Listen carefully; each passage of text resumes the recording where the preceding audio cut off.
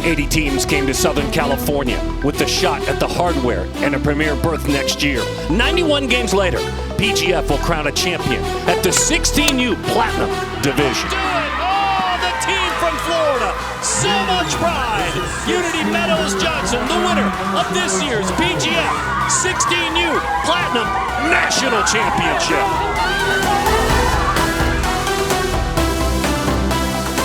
There is no better destination, and of course, if you're an amateur softball player, it is the #1 stop. Take home the title, and you've really done something. It's a gathering like no other.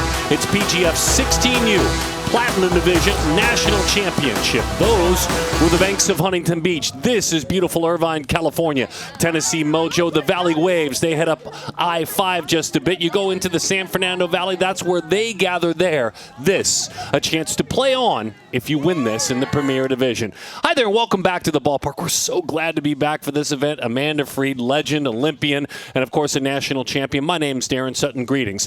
Thanks for being with us over the next couple of weeks for amazing softball, and it is a great way to start it because all of these platinum winners, should they take home a title, no matter the age group, they're suddenly in that coveted Premier Division next year.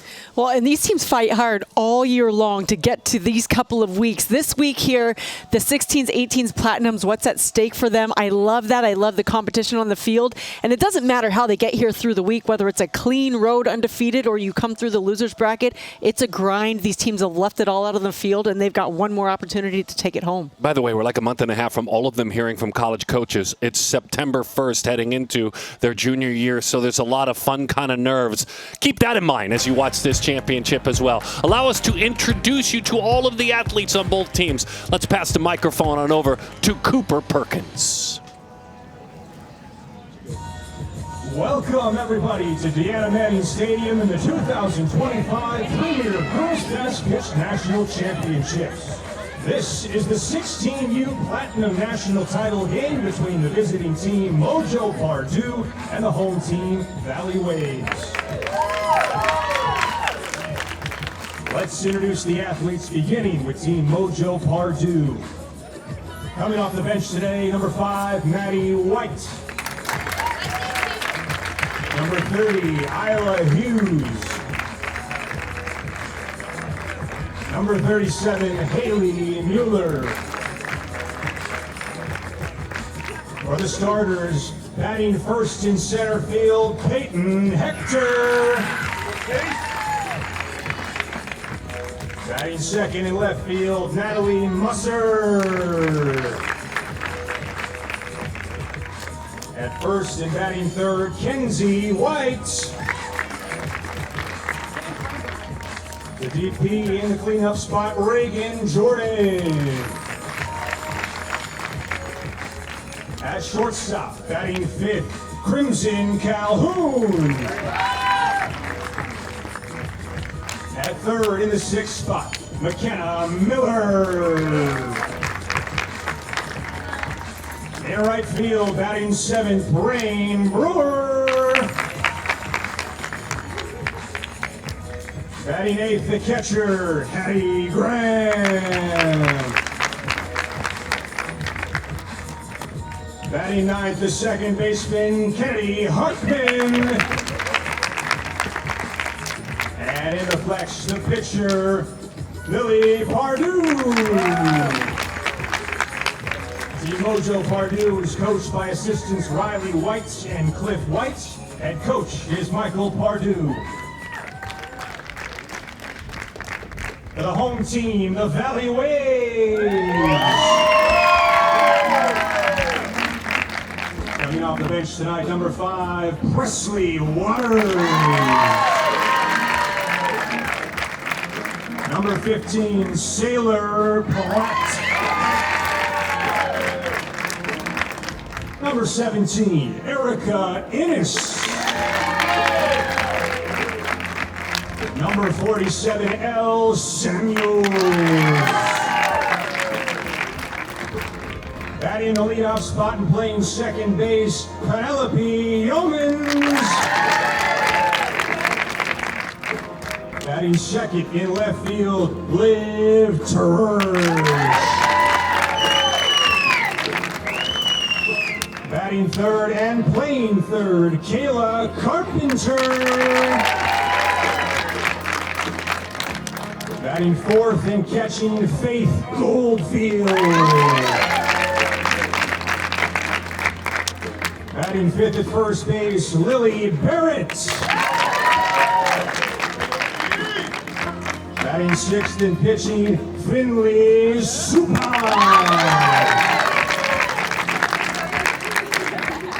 Batting seventh, the designated player, Reese Shaver. Batting eighth, the shortstop, Riley Suppan.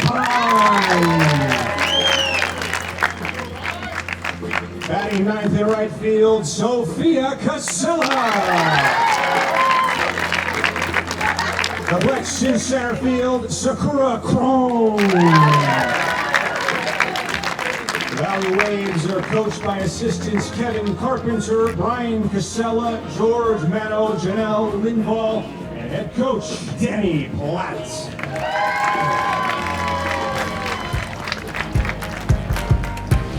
When we come back, we'll crown a champion. So much at stake and so much fun. Let's make some memories in beautiful Southern California.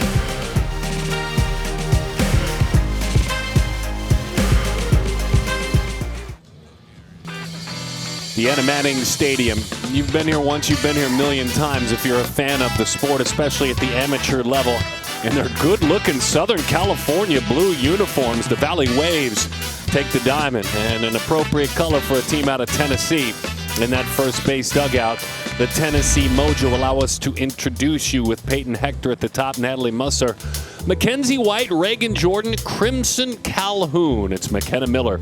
It's Rain Brewer, Hattie Graham, and Kennedy Hockman, 1 through 9. Reagan Jordan is the DP for that team, with Millie Pardue in the circle. Now in the circle for the Valley Waves, Finley Suppan. Her father Jeff is watching from about 2 rows back. Jeff Suppan, a familiar name with a long and successful major league career as a pitcher. He let us know prior to this game how he knows how his parents felt and how his friends felt. He can do nothing about it.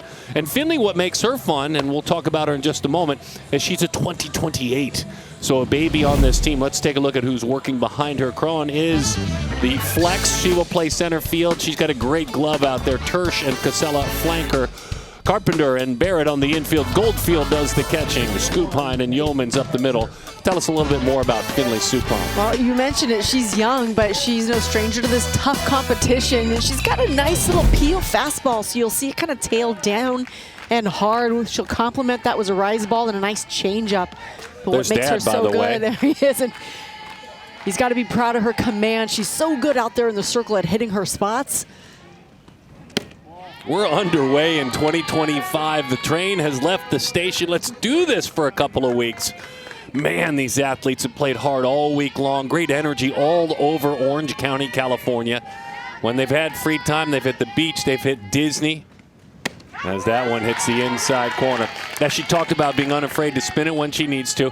And you know how I feel. I go probably too much into this. She's unafraid to go inside to a lefty. That's glove side. That's a tough pitch. It is, but when a pitcher can really establish that inside part of the plate, especially these lefties who like to put their toes right up on that chalk line, and you see it right away with Peyton Hector when she steps in there. She's got that toe, that left toe right there on that chalk. She is crowding the plate, and she's just waiting for something, looking outside. On the ground, takes a chest-high hop on across the diamond. Very good speed. Riley Scoopline is there to turn it into an out. Not an easy hop. She made it look easy, though. They get Peyton Hector, turn that one around. 10-0 this week. 10-0 for the good-looking team in orange, the Mojo squad. Punched their ticket earlier today. They're doing a lot of great social media advertising for our broadcast tonight. So we thank the Mojo. Another skip and a hop that's chest high. Natalie Musser racing up the line. Riley Scoopine earning that dinner tonight already. Yeah, she's been busy over there at shortstop, getting a couple of high bounces, but sticking with it really well for the out. Kenzie White swings the bat now.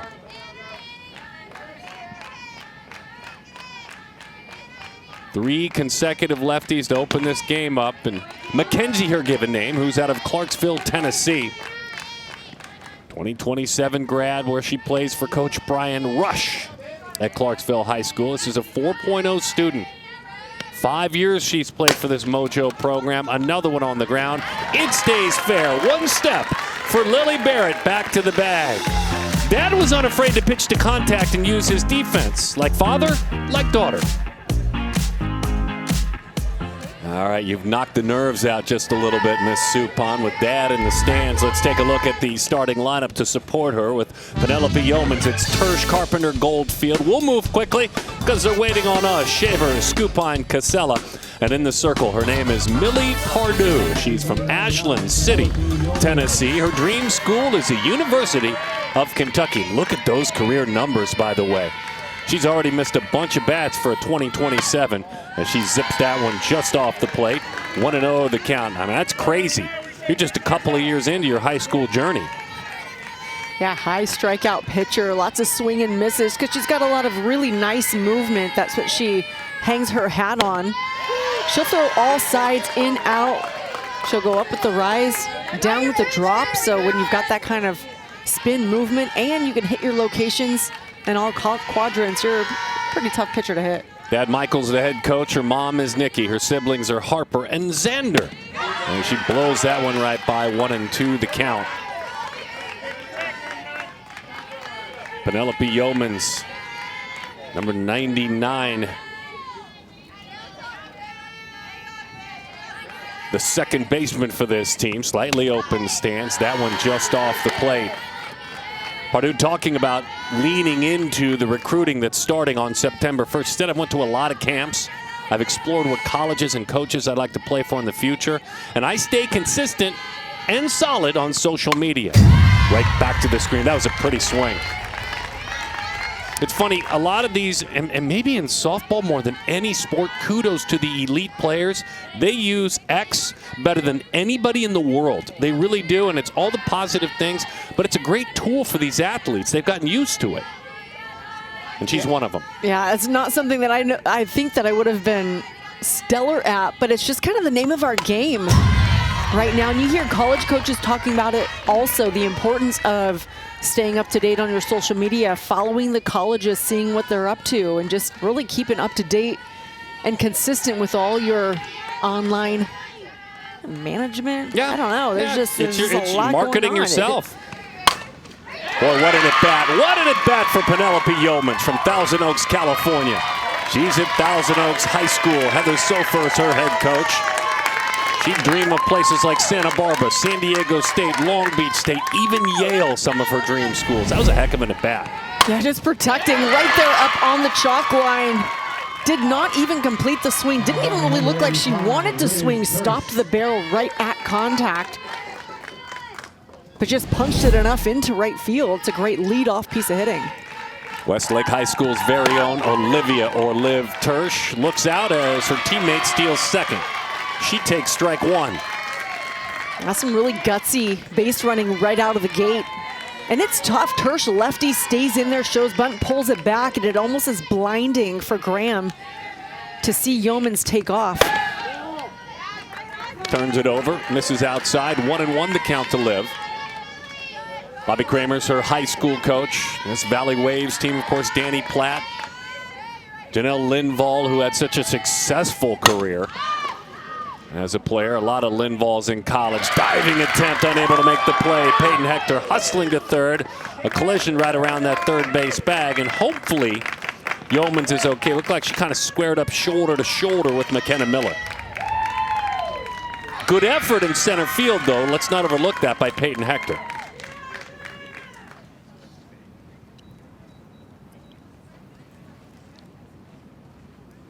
A hush to make sure she's all right, but kind of thus far story is everything's bouncing the way of the Valley Waves. Yeah, and they're being aggressive, and you knew that when this ball was put in the air, it was going to be trouble. Just the way that Calhoun drop step and shortstop, you knew it would be tough for her. Great effort by Hector in center field. And then just unfortunately the ball gets the back of Yeoman. Kayla Carpenter looked like it hit her bat a couple of times. Dead ball there. She was in the box when it occurred. Let's meet Kayla. She's from Los Angeles, where she goes to University High School. She'd love to play at Pomona, UC Santa Barbara, or UCLA.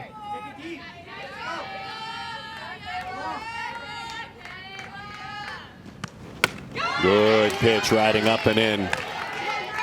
The daughter of Kevin and Jay. And her younger brother, when we're talking about Kayla, is Kellen.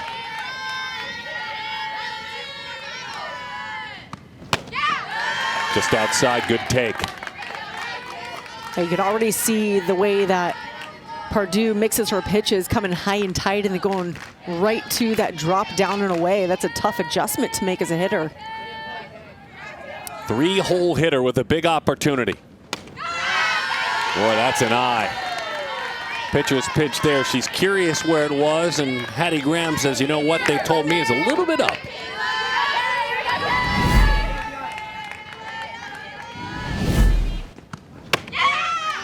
Right back in there. She's really being fine on the corners and not thus far being rewarded. J.D. McGuire's behind the plate. Bill Ferguson is at first. Noah Traeger's at second. Chris Retza is at third. Those are our umpires, PGF umpires. Slap that one foul. You and I have the great opportunity to host the banquet every year together to kick off the week. We'll do it again this Sunday for next week's. And there's such a pride in this umpiring group. This means a lot to get the call. These are Power 4 conference umpires who have done the AUSL this year. A lot of really good umpires here. That one's over the inside corner. What a big strikeout. She stayed stubborn, didn't she? Yeah, she really had to work for this strikeout. Was not getting that inside pitch at the waist and elbow, so she brought it down a little more, right at the knees, gets the call, third strike.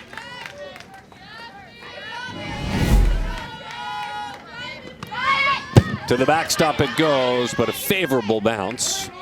Faith Goldfield, 0-0. The catcher gets the call now. Jeremy and Mary, her parents. She talks about this last year. You see, you look at some of her dream schools, saying, my mind, my mental game has improved so much. I used to grind through myself with the slightest of mistakes as she fouls that one off, 1-1. So this age group, Amanda, I'm learning going through they take the time to share biographical stuff with us. A lot of them feel like this is my grow up year with my mind. The game's finally slowing down a little bit. Make sense? Oh, absolutely. I think it really is fast when you're 13, 14 years old. Well, you're learning so much of the skill of the game. Like, it's repetition, repetition, fundamentals, fundamentals. The game itself, there are so many things you need to know about the game and the strategies of the game, and it can become overwhelming. So yeah, then you hit that period of time where you're like, I got this game under control, but now I got to get my mind a little more under control. Elevated 2-strike rise ball right back to the screen it goes.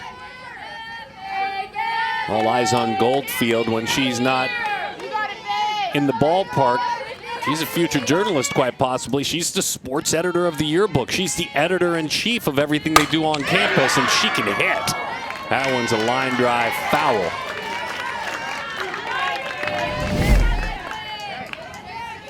Yeah, you're careful with this pitch next time.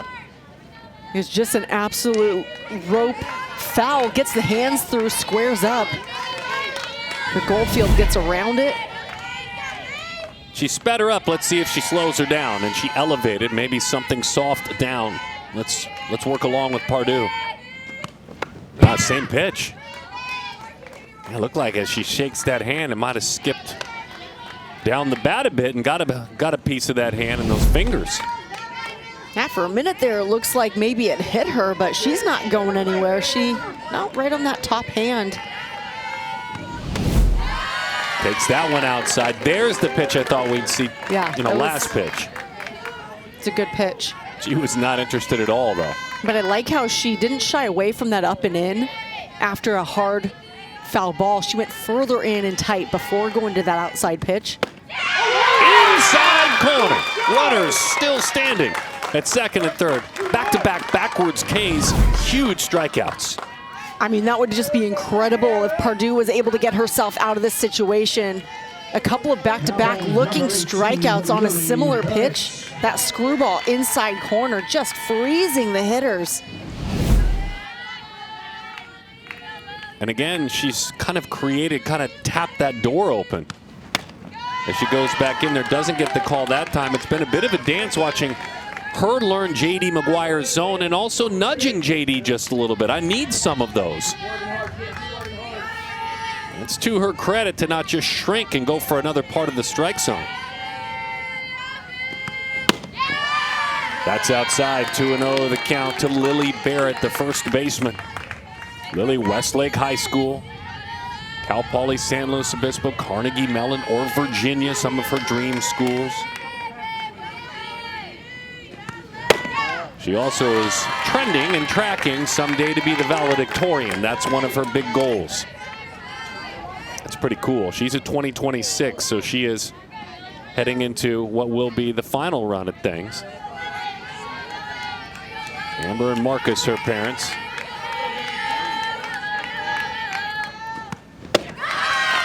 It's like she wanted nothing to do with her.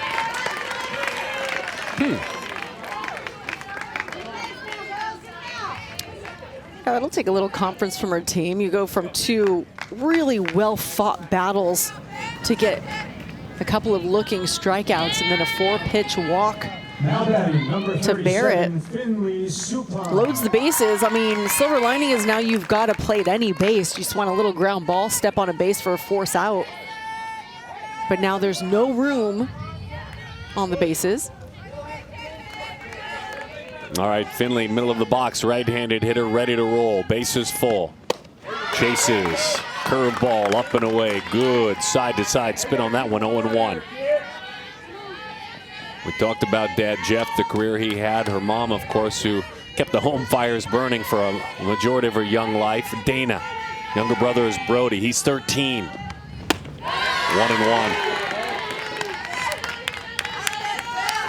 I wonder if Dad gets as nervous watching her at bats as he does watching her in the circle. You know, you talk about being a pitcher's parent and just the stress that goes with that, but what about when your pitcher hits as well and is hitting down here, the bases loaded in this championship game? He was a world champ in 2006. He was a National League Championship Series MVP. And he was a Valley guy too, Crespi Carmelite High School. To the backstop it goes. Is it far enough away with the tag? Save at the plate.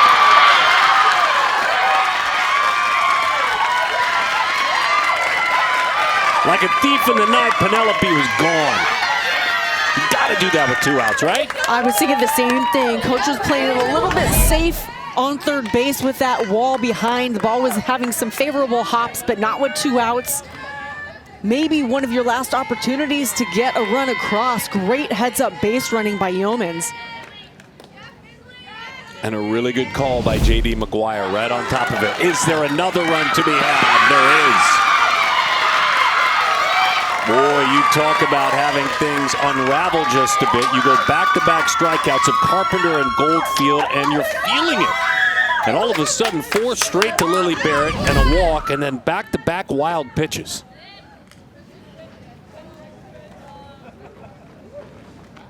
Yeah, you just really had a feeling that Pardue was going to work her way out of this tough situation here in the first inning. Had 2 outs here. And a couple of runs scored, so some aggressive base running by the Waves paying off. Pardue with our high school is so talented. 3-time all-district player, pitcher of the year. We showed you those 536 career strikeouts. Pitch number 35 now in this inning for Finley to go at it. She spoils it, back to the screen it goes. And we've seen just about everything from Pardue. The rise ball, drop ball, that curveball, screwball, change. She believes, according to her, her best pitches are her screwball and her curveball.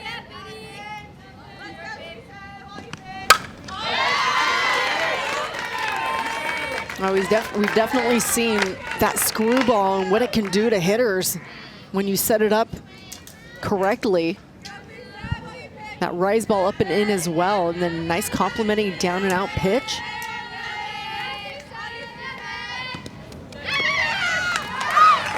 Had that one skip off her leg and just ended up rolling it in. Mechanics betrayed her that time.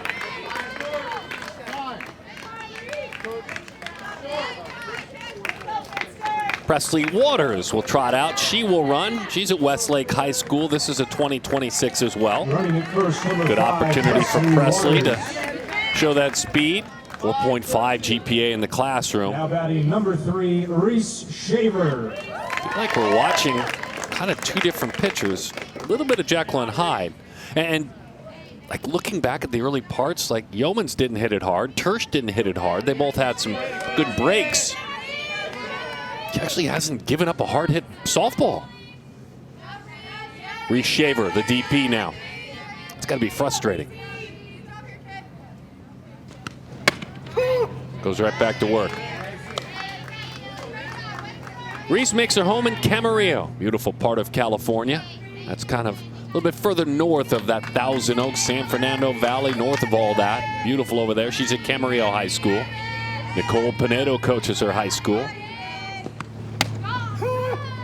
Got a little extension to the zone that time. Reese would love to play for the Aztecs. Just one big choice, San Diego State.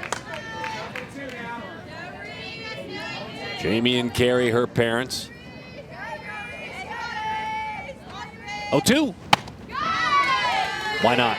That's pitch number 40, by the way. Yeah, and I like those pitches. I like, if you're Pardue, getting that outside corner called a strike to complement that screwball really could be a huge benefit in this game. 2-2 the count.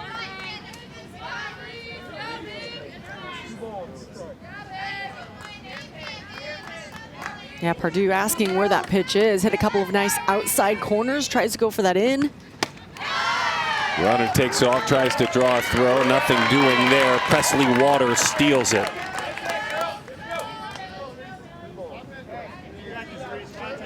And Shaver Wade. Shaver a couple of years ago had to have hand surgery. Couldn't play for a year. Then COVID hit.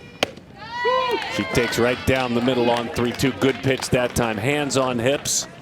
Couple of leadoff singles. Again, neither one hit hard, but they both came around to roost. Wild pitches were the order in this inning. Through 1-2 to nothing.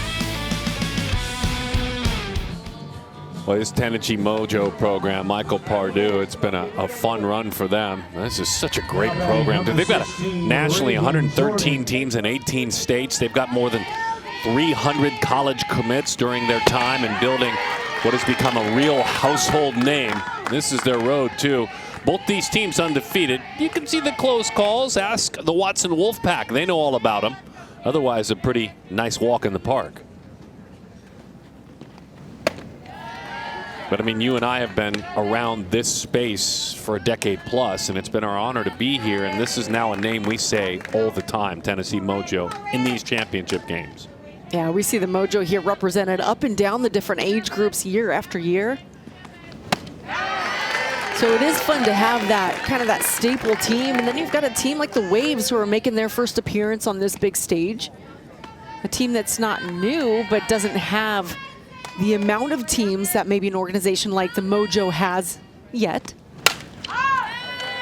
Popped foul off to the right side. Reagan Jordan swings the bat. So a little bit of work in the pen in case it is needed. Looks like Isla Hughes spinning the softball out there. Reagan won't chase. 1-2 the count to 2-2 now. Reagan from North Richland Hills, Texas.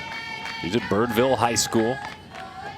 How about Michigan State or Oregon? And that's where she's got her eyes peeled.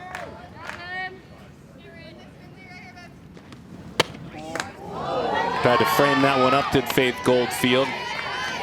And that when that time comes, when you're young, when if they're very, very young, has to go get those braces. It's the hope of Reagan Jordan that she'll be your ortho. She'll be your orthodontist. That's what she hopes to do someday.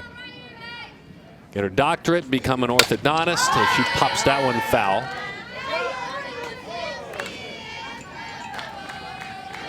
How much have you had to deal with that, Mom? Not with, I had braces, but not with my kids yet. I'm kind of That's me knocking on wood. Pushing that. For you finding out that insurance longer. covers nothing. Yeah, that's me knocking on wood right now for you.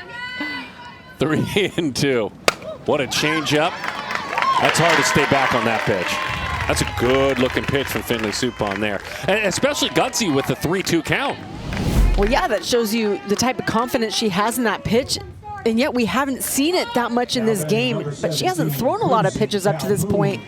A great job of executing that when she needed it to get that soft pop up to second base.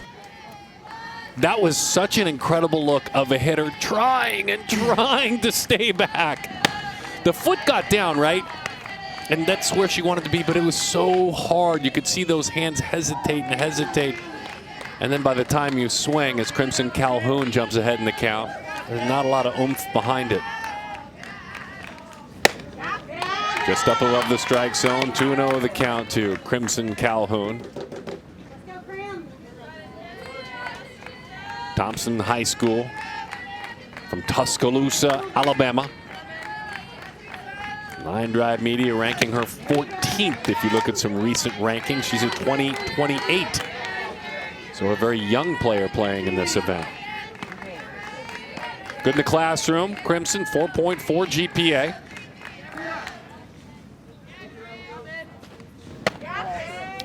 Inside.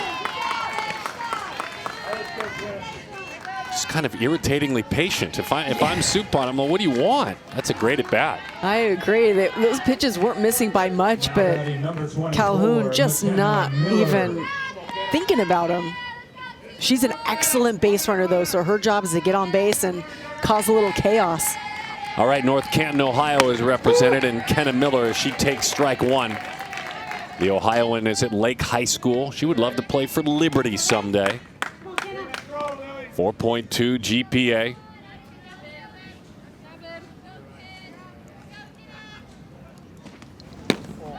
What's her tip for all you out there trying to find a place to play? She said, I've done my best to A, email schools and also send highlight videos. Keep in contact after every showcase or camp. Once September 1st arrives, I hope to hear from some of my top schools. I hope. Hit hard on the ground. It pops away from short. Great effort and gets it done with the splits. Yeomans. Oh, my. A little bit of luck involved, but you have to have some touch and feel, too. Yeah, this was incredibly hard hit. Good job, Suppan, to knock that down, and she just kind of redirects it over to second base. And look at Yeomans. Does she field it cleanly? Is it in her glove? Is her foot on the bag? Is that all happening at the same time? That's what the Mojo coaching staff wants to know, because this is a big situation to have a couple of runners on base with only one out if this call is overturned. Okay, so she's got it here. The foot's on. The foot eventually does come off. I think you tell me, Free. I feel like once it touches leather, she's locked it down. There's no bobbling. Yeah, this looks like this might be a good angle. Man, it happens so quickly. Foot's still on. She's got it. I mean, she got it now.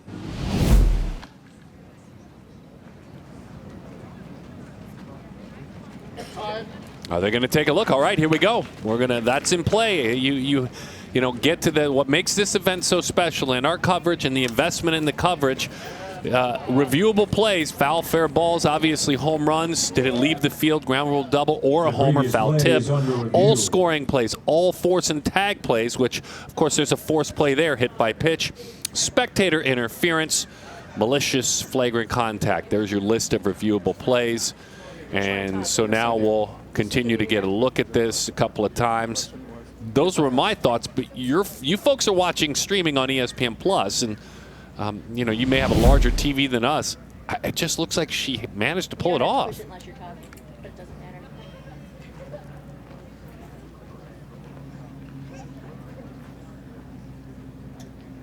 Thoughts? Yeah, I mean, thoughts are that that's just an incredible play. And you can see, unfortunately, Calhoun had to hesitate for just a split second to make sure that that line drive isn't caught. Once we review this, I mean, we've seen this so many times. How about literally the level of splits that come along at the end of this play? I mean, that was incredible. By the way, within the dugout, it's J.D. McGuire. They're continuing to take a look at it, replay. And J.D. will let everyone know of the decision. All right, J.D.'s coming on out to let us know. Player's been confirmed out at second. There you go. Hey, look, worth a review, right? That's worth a review, isn't it? It changes the game. It changes the inning for the Mojo if you now have runners on first and second base with 1 out, but instead runner on first base with 2 outs. So yeah, I mean, you review that just in case because you've got some momentum on offense. It'd be nice to capitalize on that. So early returns are in, and my vote's going to change 20 times throughout the game, but early returns are the Penelope Yeomans is my favorite player. Already the instincts in a lengthy at-bat. I mean, a really lengthy at-bat to earn a base hit, craving contact, and then instincts to pull that play together. And even, you know, dare I say, stretch it out as far as she could, understanding I have to hold on to this softball and like a first baseman, keep my foot on the bag. Yeah, and then the energy. I mean, just her energy even after scoring on that pass ball. She just jumping up and down. And she's in this game, and she's in it hard to win it. Now, they're all my favorite, to be clear, every year. But there are just some that do things in a big moment where, and good for all of them for being here, but to shine on a bright stage. You made a career doing that for a long time. A one-hopper back to Suppan. But it was Penelope Yeomans with a heads-up play. Let's not look past her double play partner, Riley Skupine, who knocked that softball down.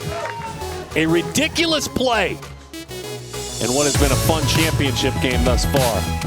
Man.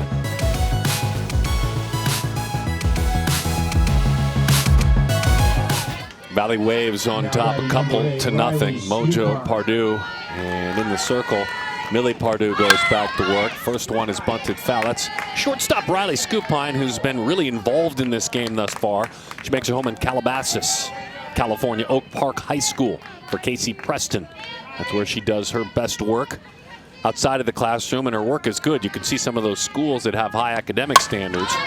Places like NYU and Cal, those are a couple of her dream schools. Christy and Jason are her parents, and younger sis isn't that much younger. Maddie's 15 years old. That's the Skupine family at home.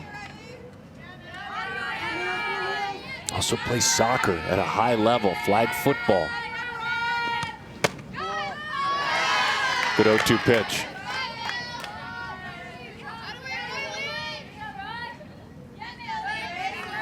Great defender, by the way. That's where she is going to earn that scholarship with her glove. Her bat is not too shabby either. Along with that resume we just showed you, multi-sport athlete. This is a 4.2 GPA.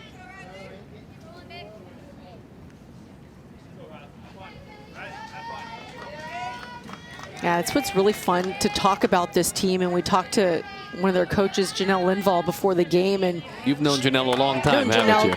From the Pac-12, and just for a very long time as a high school player and college player, and just one of the best to ever do it. But now she's on the coaching staff for this Valley Waves team, and she was just raving about the character of these kids, their academic performances in the classroom. We've been talking about the 4-4s, this is up and down this lineup, the multi-sport athletes. They all live in a very regional area. They're all very local. A lot of them go to the same high school. You just don't see that anymore in this game. There's a lot of traveling and coming together for big events. So a team that really values a balance of being able to play at that very high elite level, but also, you know, being able to pay some attention to family time, to multiple sports, to your schoolwork, the friendships off the field. I mean, and she kind of mentioned, you know, these girls go to prom. They go to their high school events because all that stuff's important. Good at that. Well, we've seen some long, successful at-bats by both middle infielders, Penelope Yeoman and Riley Skupon. The key to me, and I'd love to know your thoughts, in the end, she just didn't try to do too much with that 2-strike pitch. Yeah, and she got down 2 strikes and then just kind of worked her way back, had a very nice eye. And then just kind of poked it up the middle. We may have a change in stars in the circle. Looks like Hughes is going to get an opportunity to go to work. Isla Hughes is her name. Now pitching for Team Mojo Pardue, number 30, Isla Hughes. The road to the championship, by the way, for the Valley Waves, similar. And again, very much like when you talk about a couple of close calls, last couple of games, and then into today, some close calls. I feel like those close calls, look, you can boat race everyone, and that may happen. But I feel like championships are won on close calls because there's something about digging out of a hole, coming from behind, what goes into, hey, what did we do? Even if it's subconscious, Amanda, what it takes to win an 8-7 or a 2-1 game.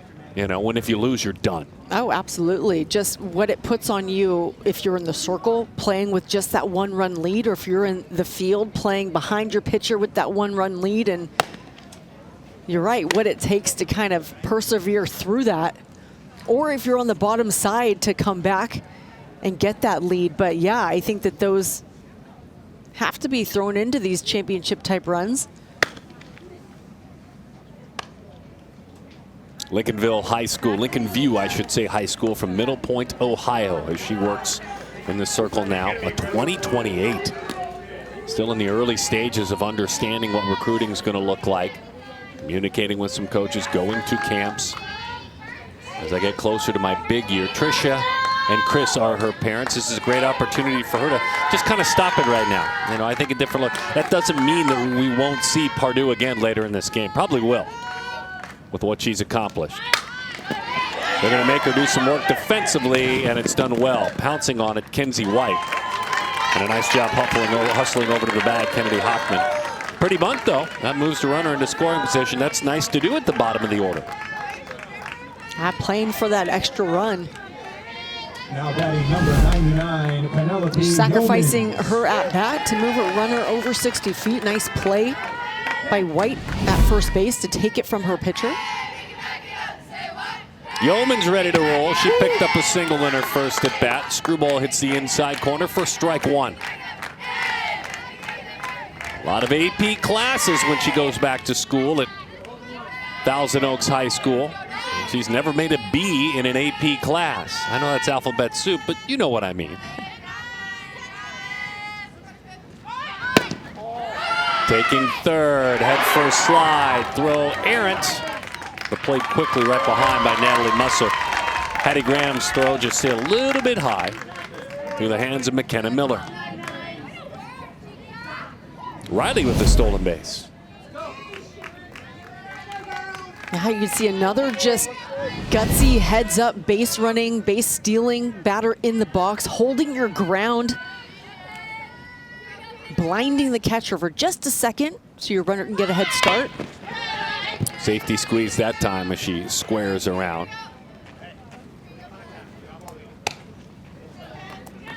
When you have a team that's challenging you like this, constantly play to play, bunting with runners on third, stealing second to third. I mean, you really have to stay sharp when you're on defense. Heck of a screwball with teeth. Boy, that one really coming in firm. There's velocity and spin here. And that's what you're going to see from Hughes. Nice drop inside. She throws that ball hard. She's a little bit of a harder thrower than Pardue. Mid-60s, keeps the ball down really well, gets a lot of ground balls. Liv Tersch, well, she throws hard. Liv takes inside, so Olivia, her given name, popped the ball to shallow center field. Peyton Hector nearly made what probably would end up being the play of the tournament, even with all the games we have left, but just couldn't hold on. Good take. Something firm under her hands, then a changeup down, and she spit on both pitches. You can just see the catcher react, right, Amanda? I mean, there's just a little something extra as she brings it to the plate. Hit on the ground, out towards short, ranging across in front of the bag and turning it into an out is Crimson Calhoun. Runner stranded by the Valley Waves, but they lead it 2-0. The team from north of Los Angeles on top of the team from Tennessee. 16U Platinum Championship, Garrett Hayes, CTO, Senior Vice President of this company. I want to get the titles right, but this is such a celebration, man. Thank you for having all of us back. We appreciate it. Well, it's great to be here, Darren, and man, always great to see you. One big family here. I love it. Yeah, it really is. So day one is not really today. This is public day one, right? Because we bring the broadcast out. But the lead up to this with you and the leadership of your father's team through a generation, now you and your team, and all the staff and employees and all the volunteers, once you guys get off and rolling, how proud were you to start last week when everything got going? We always wait for that first pitch, and I always say, well, we're getting there. There's so much leading up to it, but once we get the first pitch thrown, we couldn't be happy. We're allowed to exhale a little bit, and we're just proud that the event's going off as good as it is right now. What makes you most proud of how this event has evolved? Let's throw a number out over the last 5 years. What makes you most proud over the last 5 years? The competition and just the prestige of the event. I think all the teams, the players, the coaches know we come out to PGF in Southern California, we're going to compete, but it seems like that edge has grown over the last 5 years, and we're really proud of that always when it grows. Oh, and a big part of that, too, is bringing in the best talent, and we see that with the All-American games that we're going to see tomorrow. And so for all the games that are going on, there's a whole different set of events that are around just creating an experience for athletes like that, the yacht, the swag. Talk a little bit about that event and how special that has been for PGF. Yeah, so much goes into that. I can't even really express the logistics behind all that goes on with that. But what I can say is we really, at PGF, everyone involved, we take it as a personal mission to just go the extra mile for everything that we provide for the athlete, for the coach, for the parents. And yes, the All-Americans, they have the yacht, and they have so much swag and all the sponsorships, and we can't thank everybody enough. But it always comes back down to even what we're doing right now with the 16 and under Platinum game, these divisions of stepping stone, the stepping stone division to competition above them, and we're proud of it all. So. And then touching this community and all the athletes that come in, leave a legacy with the John Wayne Cancer Institute. Explain how that has continued to grow. I know it's about $1.5 million of donations, but that's not letting up. That's getting stronger. It is, and that the Wayne families, they're very close to the Hay family. My dad started, working with them over a decade ago. And as you mentioned, over $1 million has been donated to cancer research and things surrounding that. All you can do is try your best to make a difference wherever you can. And so that's what we've done with the John Wayne Cancer Institute, and it's great to be a part of that and have a partnership with them and just continue to watch these players and these teams come into this event and understand that they're donating to this great organization and helping cancer research with every single pitch that's thrown. Thank you, my friend. We appreciate you hanging out with us. Thank you, guys. Appreciate it. Garrett Hay, his hands are all over this event. He's been running around before getting everything started. Super proud to have the Hays have us here at PGF. Let's celebrate. Boy, what makes it so much fun? Boy, that's right over Ruby's there. That's the heading on into the beautiful pier. Gorgeous look there. My goodness. Oh, Newport Beach Pier that time. Ruby's at the end. I spent my high school graduation.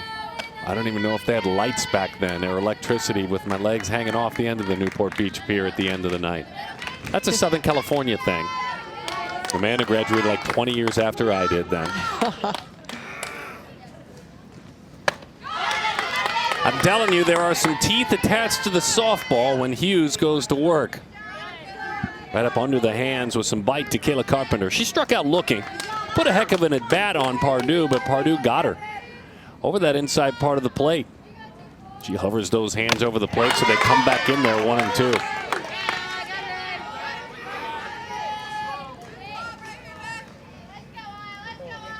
Isla Hughes.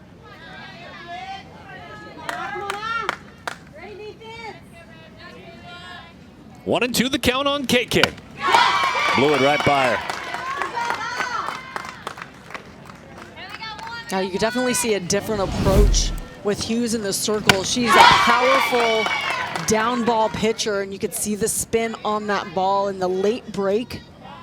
Just popping that glove. Now batting, number 00, Faith Goldfield. Yeah, you talked about it, 64 to tiptoeing up to the high 60s, a lot of down movement. Just makes you uncomfortable when you think about dealing with that kind of stuff.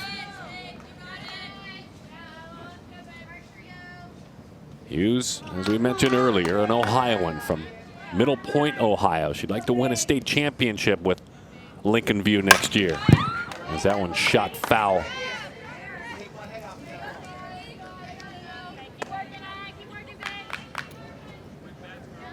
Plenty of time for this 2028 to continue to evolve. Her favorite is Montana Fouts.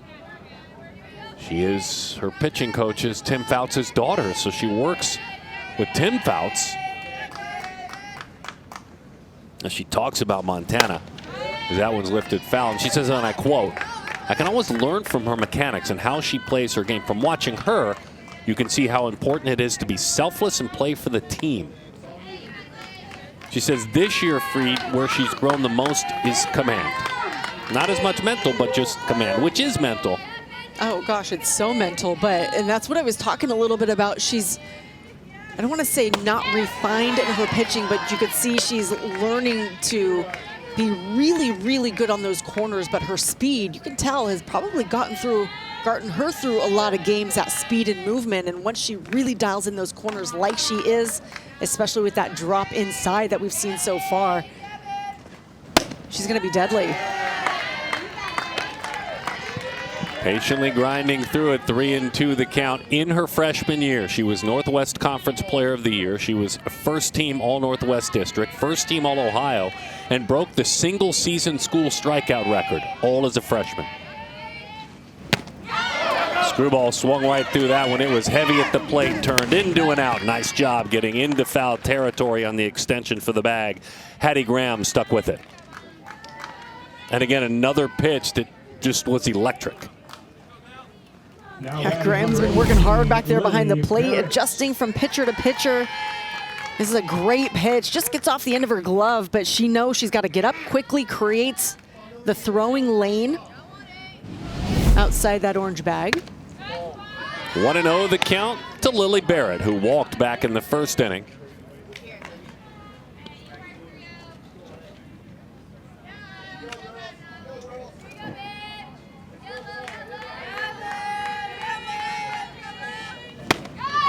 One ball, one strike the count.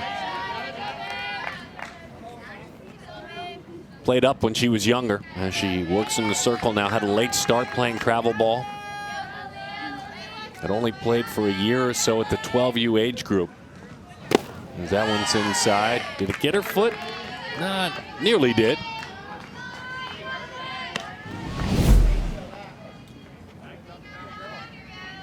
Wow, that was close. Maybe tiptoe? That angle looked like it grazed it. That angle, anyway. It sounded like it. That's why I asked that. 3-1 the count. Look, she'll want to miss your bat, but you can tell the other goal, it's to put you on the ground. And so that's a great take just a minute ago. Yep. I mean, what do you do with that pitch? Nothing. Isla Hughes fires it right down the middle, 3-2. She struck out Carpenter, struck out Goldfield. In both cases, good spin, screwball spin, running it under the hands of the right-handed hitter. Is it a trifecta? Yep, that's exactly what it is. There are teeth in that softball. Isla Hughes, you look to be no fun to deal with. Let's see if her team can get it going.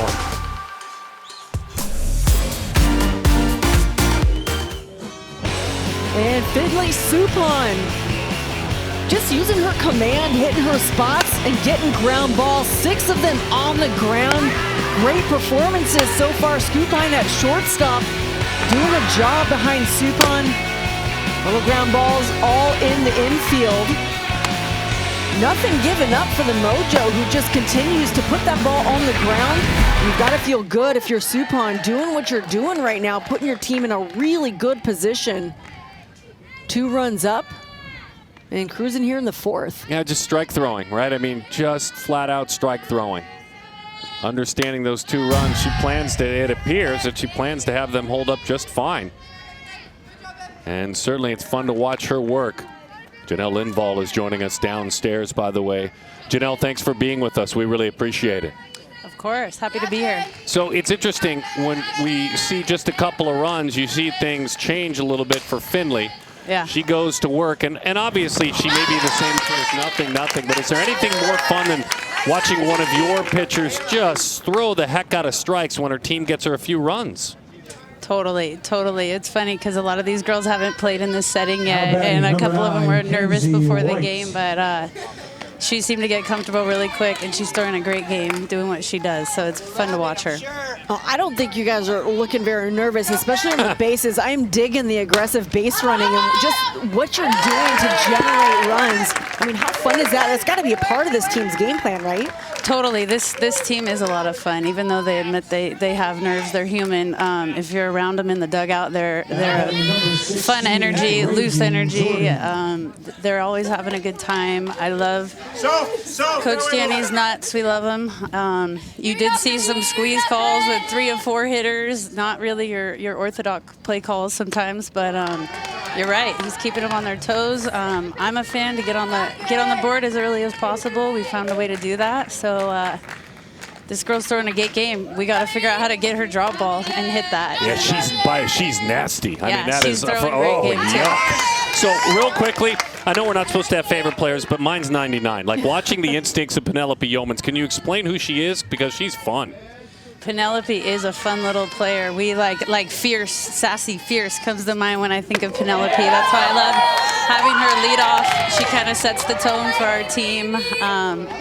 Same thing, even though she's a little nervous, you don't feel that energy from her ever. So yeah, she's had an eventful start so far. We love having her at second base. How ripe is the softball world north of Los Angeles? I mean, how much good softball is there around where you guys are? Because you guys are a quote-unquote local team, and look at the talent. Sure, that's something that I mean, I've been a part of softball for a very long time, but to watch these girls do this kind of in their town, on their terms, with their friends, with girls they grew up with, I wouldn't have traded my experience for the world, but I'm kind of jealous. Like, these girls live the life. They play softball. They're all friends. They all go to the beach together. They've all known each other since they were little. It's amazing to me. So it's fun for me to be a part of as well. Yeah, there's a confidence and certainly a pride in all of it as that one misses just off the plate outside. So listen, we're going to thank you for your time. We'll let you go back to work, but it's been fun watching your athletes. Awesome. Thank you so much. It's an awesome tournament. We're happy to be here. Janelle Lindvall, what a career she had as an athlete, as a player, now passing the game along. It's a family business, Lindvall softball. Visit LINDVALLSB.com, LindvallSoftball.com. And Finley Supon, there you see it. It's all contact, just using her defense. Well, that was a great interview. Yeah, it was fun. And it feels like an athlete that has maybe done those interviews before. Yeah, but this team kind of formulated a little unconventionally. As she mentioned, during COVID when nobody was playing, the team said, hey, let's get together, let's play. And there's still a good amount of girls, 5 or 6 girls that were on that original team that have been together now for about 5 years playing in their own hometown. You know, you build pretty strong bonds when you go through something like that also. And the fact that these athletes have been able to stick together, develop together, and get to this high level of play is something really incredible. Just got a piece of it. So 47 pitches for Supon as she works here in the 4th, and it was such a grind in that first inning for Millie Pardue. She threw 43 in that first inning alone. And maybe you give, you know, a little bit of credit too to the Valley Waves just for wearing her down a bit. They put some tough at bats, Now, what else would you expect from Penelope to start this game? But they did. They kind of wore her down a bit. And I think what it helps with is if you're in the dugout watching, you see every pitch the pitcher has before you even hit. Yeah, I think the Waves definitely did a good job of that. But as you mentioned, this team from Mojo, they've got a deep pitching staff, and we could see pitchers come back into the ballgame. That's how this works. Boy, that took a tough hop with the base runner coming right in front of Reagan Jordan, and it looked like it got her up in the face. Oh, boy, got her up in the nose. They're going to have to make sure they stop some of that bleeding. Let's hope she's okay. We know how instinctive and tough she is. She already had a collision at third. She's been all over the diamond, but that took a tough, tough hop.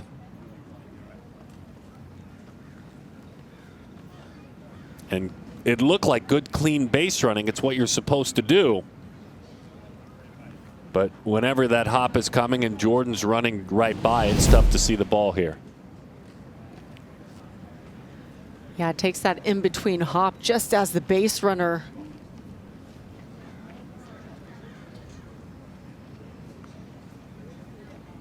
is going by. Kind of a little distraction, but I think it was more of the hop than anything.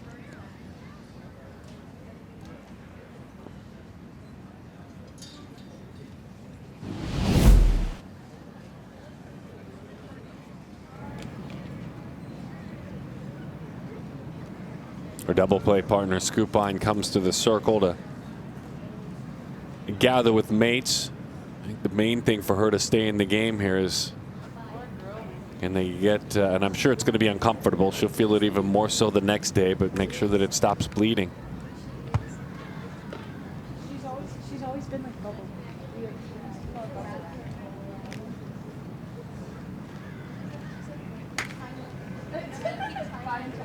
Oh, she's good. I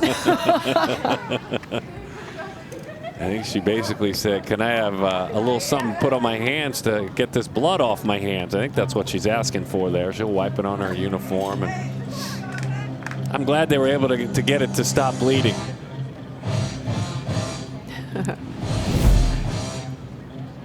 I need something to get off the blood off my hands right here. See? Boom.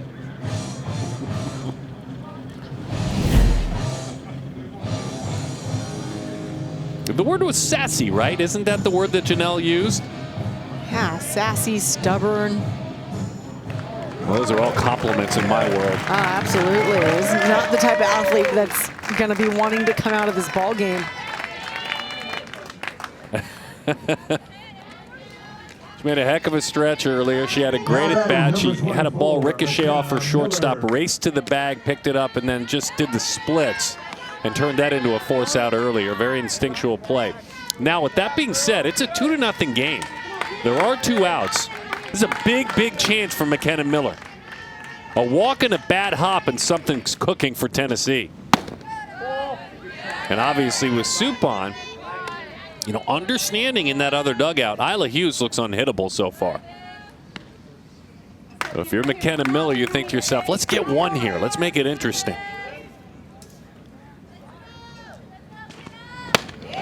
1-1 the count. Will snap throw just back in time. Well, Calhoun took a hard flop into that bag. Almost ended up tumbling on that shoulder. Yeah, did a little roll away just to avoid the tag. Awfully close, but great job of avoiding.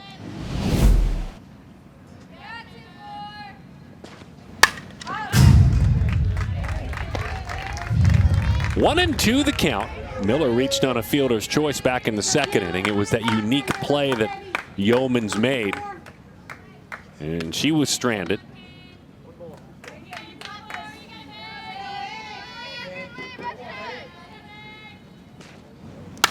Changeup stays back.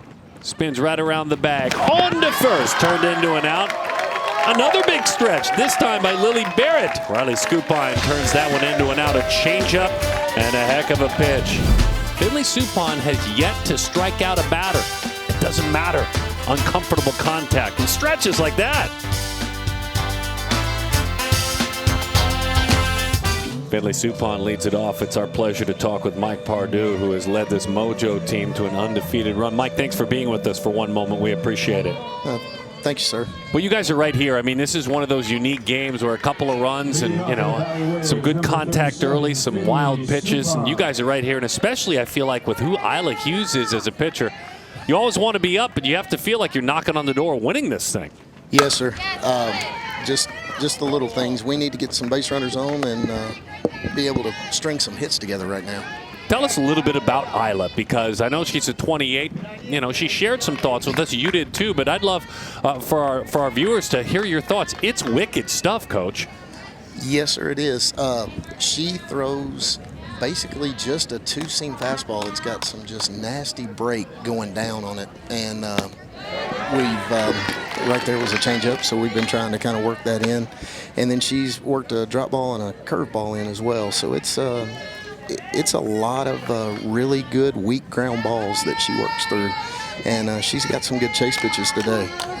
And Coach, we saw your path to getting to today and some really great games and some close games. How would you sum up your experience here at PGF throughout the week? It has, it's been amazing. Had a really good time. I feel like I've been here for about 3 weeks.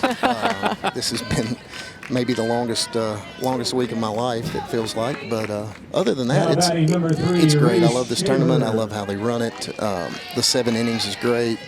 The showcase games at the beginning are cool. The blind draw is a little nerve-wracking at times when you do go through that, but the rest of it's good.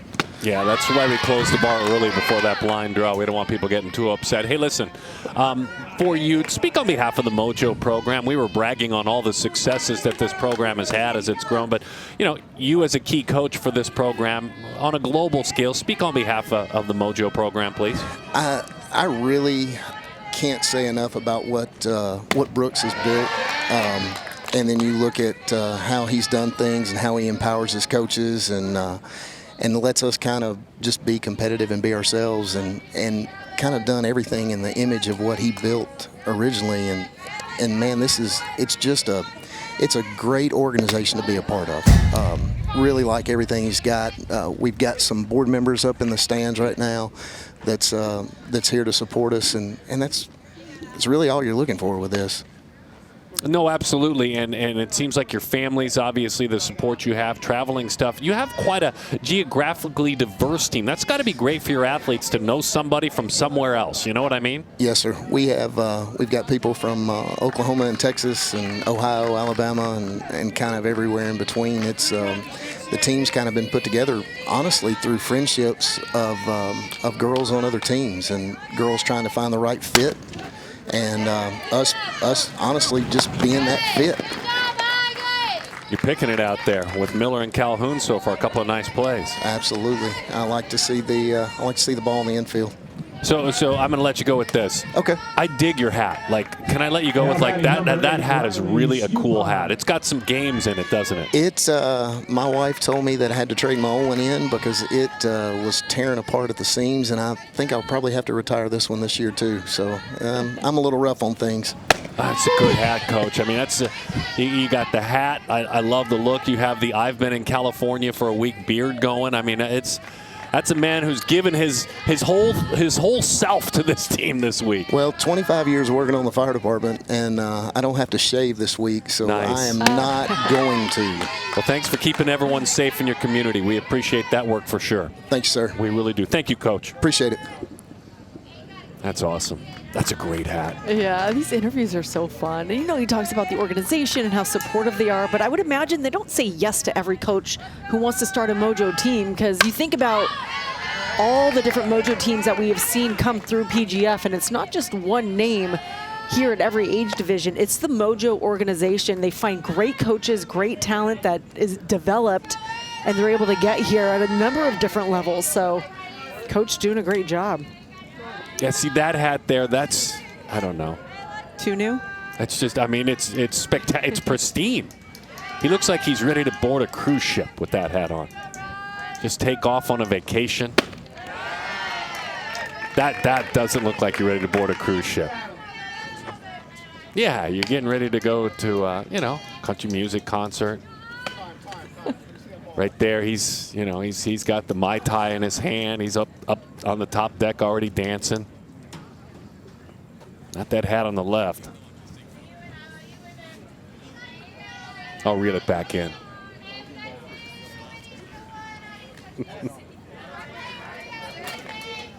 I mean, you've all danced on the top deck before, right? When the boat's taking off. I mean, tell me one or two of you out there have done that.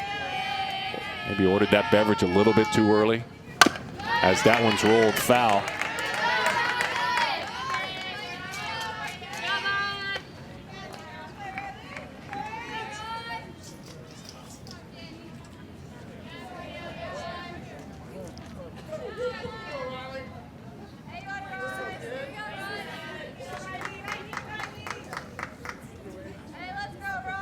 One and two the count to the right side. So we're kind of working our way, nudging our way through the second time seeing. So it'll be interesting to look at any of the adjustments any of these hitters can make against Isla Hughes.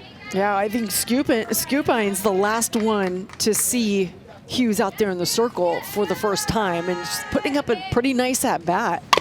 But I think Hughes has been making adjustments also. We just talked to Coach about that changeup she's been working on developing, and that pitch to complement that drop ball will just elevate her game to a new level. I mean, they look the same coming out of the hand, but that hard bite on that drop ball complemented with that changeup, boy, that's tough.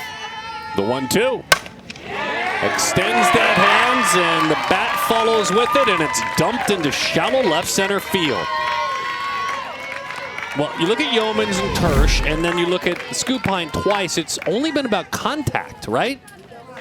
Yeah, it really has been. And this ball, one of the rare pitches that's elevated at the belt, a little off speed. That might be that changeup, just gets away a little and right to the barrel.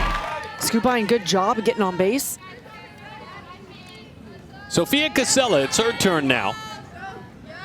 The 2027 who would love to play for Boise State. That's a school on her list. Goes to Oak Park High School.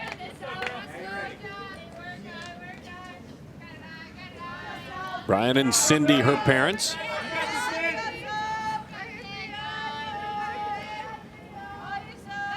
She's a heck of a flag football player as well. She chops that one to the right side. A little backhanded flip. Hockman got it over to Calhoun. Easy chance to end things. You've got a feeling that 2-0's not going to be the final score. Beautiful shot. That's Corona Del Mar, California. Just a little bit north of, or I should say south of Newport Beach, north of Laguna Beach. One of those houses is Dodger first baseman Freddie Freeman. Which one? Which one? Beautiful part of Orange County, California. Suppan goes back to work. That one is bunted foul. This is Rain Brewer, who hit a one-hopper back to the circle first time up.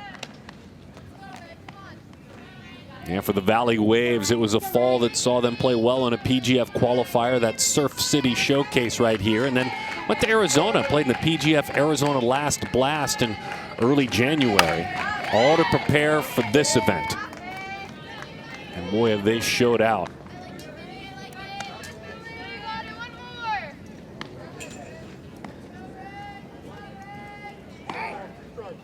Rain from Athens, Alabama. Would love to go to Troy or Tennessee, Chattanooga, or Tennessee for that matter. Just got a piece. Great job spoiling that pitch. Yeah, very nice, because that was a good location on an off speed.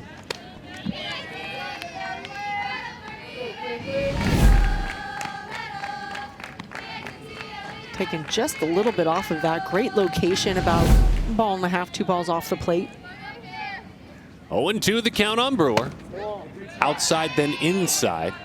Too far inside. Callie and Jeremy, the parents of Rain. Cool names, by the way. There's Rain, and then there's brother River. Rain and River.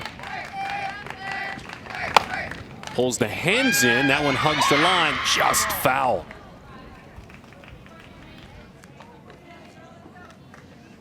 It was very close to being fair. Looked like it had a chance. About a foot foul. 4.2 GPA in the classroom for Rain. Also in the Beta Club. Also a varsity basketball player too. On the line, into center field, base hit. That one died just next to the second base bag. It's a heck of an at-bat, and this is exactly what they needed. A leadoff hitter for the first time in this game. Yeah, that makes a big difference. A great at-bat after turning and getting one off the handle to left field. Drives this one right back up the middle. A low pitch that she takes the barrel down. The pride of Coleman, Alabama is Hattie Graham. Hattie's in the hole 0-1. She plays for Coach Drew Bryson at Coleman High School. Would love to go play at Troy.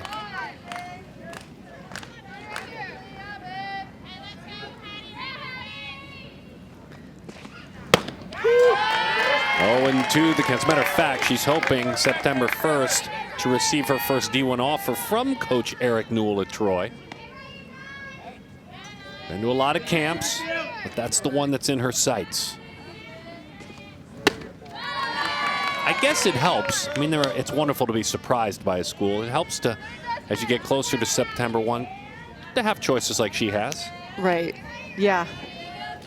You don't want to be just guessing on September 1. I know there's that fun element of surprise also when you maybe get that call you weren't expecting.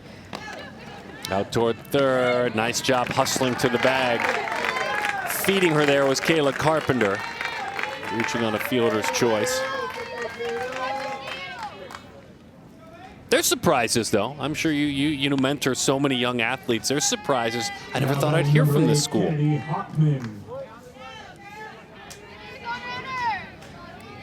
And it's so interesting, too. You hear from some of those schools and maybe trigger something in your mind like, oh, I never thought about looking into that school. And Kennedy Hockman pops that one up into left center field, ranging, covering a lot of ground. Nice play, tagging. That's an aggressive, nice little tag there, and a gutsy one. That pays off. Yeah, hurrying in there, and Hattie Graham. Now batting number 1. Not looking for a courtesy runner, says that catcher. Peyton Hector's turn now. Peyton from Newcastle, Oklahoma.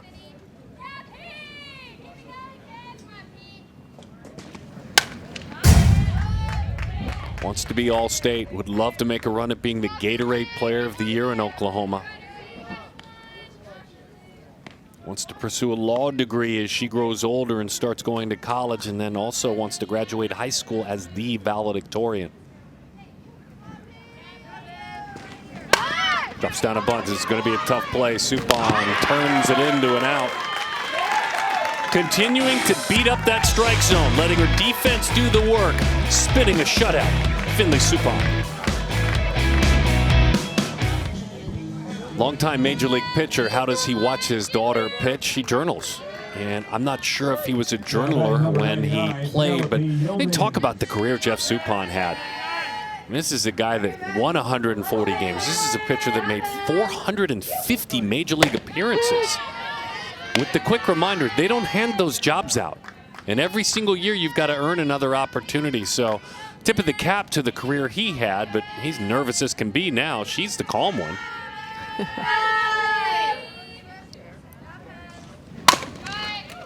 And we're marveling.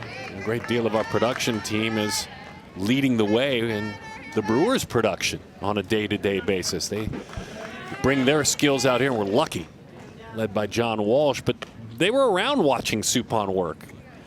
Nick's out there, he remembers it, and they understand. We're all kind of looking at one another. Many years ago, I was one of the voices of the team, but we all were marveling at how similar father and daughter are in the way they get outs.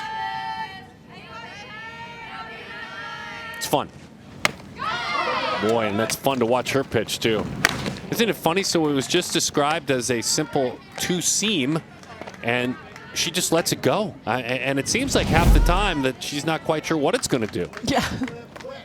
That's a nice pitch location. Good swing and a miss, trying to pick that ball up off the ground. That's Yeomans, too, like Contact City. Right. Liv Tersh.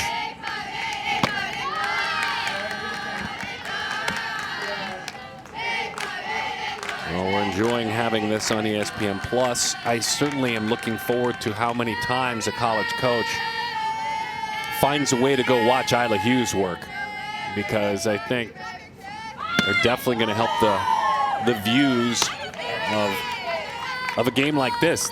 Already gets a ton of views. It's an exciting game, and PGF rates. That's the bottom line. But I'm going to tell you, a lot of coaches are going to have interest in that arm.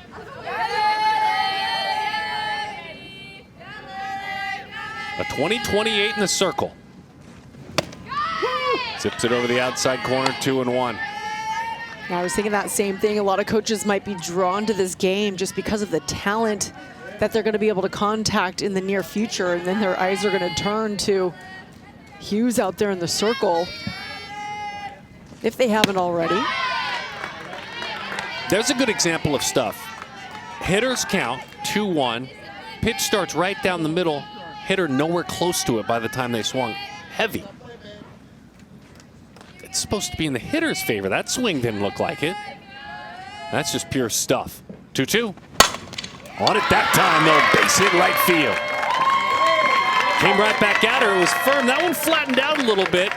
And speaking of flat, Turish kept her bat really flat through the zone a long time. That was a great approach.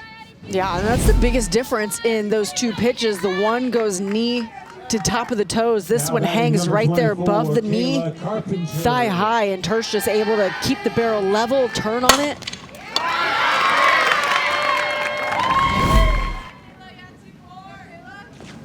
Kayla Carpenter puts that one on the ground. Only plays out front, and it's turned in by Crimson Calhoun. Turish moves to second into scoring position, but 2 outs in the 5th inning.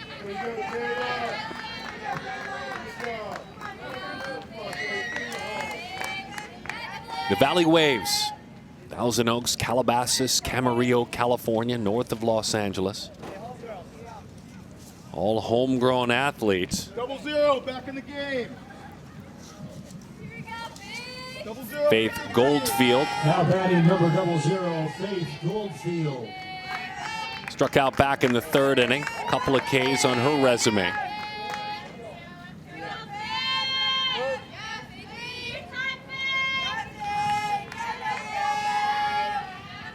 From Simi Valley, California, Frankie is her given nickname. All the people that love her most call her Frankie. Her dad is Jeremy, mom is Mary. And she's the baby. Bradley and Anna, her older siblings.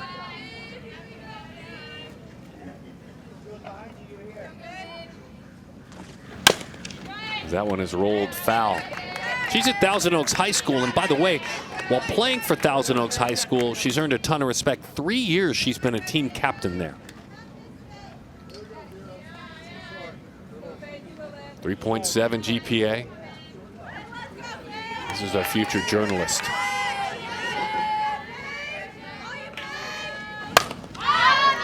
Changeup had her leak out front. She's only thrown a handful, but boy, they're effective when you throw so hard. So Isla Hughes is doing her job. She has been dynamic. But on the other end, Supon, pitch for pitch, is right there with her. I feel like we've officially reached nail-biting time. The 16U Platinum Championship game, Premier Girls Fast Pitch. Amanda Freed, Darren Sutton, and you, thanks for being with us as we roll into now the 6th inning. And you're counting down outs if you're Finley Supon, meaning 6. 6 to go and you win this thing. These are the numbers so far. 67 really effective pitches. Her defense has done the work. Her defense has been solid. Couple of walks on the resume. 1-1 the count. Yeah, it's really incredible that there's no strikeout by Supon for as good as she's been throwing in this ball game. Mojo has been putting the ball in play. Defense working well behind her, but hasn't gotten the swing and misses with 2 strikes. I mean, both sides are effective. And again, as a reminder, she's at 20-28. Some of her teammates are 26 this summer, 27. She is the youngest as far as class player on this team. 3-1 the count. And this is, again, you know you're watching the championship game, so she's helped pitch them here, and now she wants to take it home. Hitters count, though. 3-2 the count. Natalie Musser's grounded out a couple of times.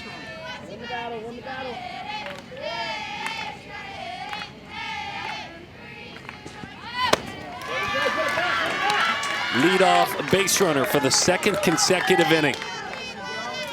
I hope you just keep knocking on that door. By the way, this is happening in the heart of the order. Musser, the number 2 hitter. Kenzie White, number 3. Reagan Jordan, the cleanup hitter.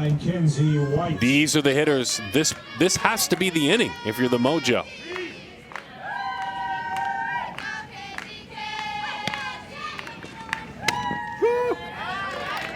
Oh, and 1 to count to Kenzie White, the pride of Clarksville High School in Tennessee. She'd love to do her time as a college player in the state of Mississippi. Either the Bulldogs or the Rebels, she's fine with either one. 1-1 to count. Yeah, trying to expand that zone. You can see Carpenter over there at third base. She's ready to pounce forward, sideways if needed. Pops that one foul off to the left side. You give Kenzie White a few extra minutes and she's finding clips and videos of Reese Atwood. Don't we all? I mean, what a spectacular player. What a career she has had. A chance to interview her on a couple of occasions this past year. Her values are so strong too. So White enjoys watching Reese Atwood play. Talented Texas catcher. National champion. On a line, what a beautiful approach. It's a base hit. So let's go ahead and say it. That is the most solid contact of the game thus far. That was a really, really pretty swing. Nice patience at the plate to get this pitch in the zone, and a really nice job. White just connects and goes with the pitch into left center field.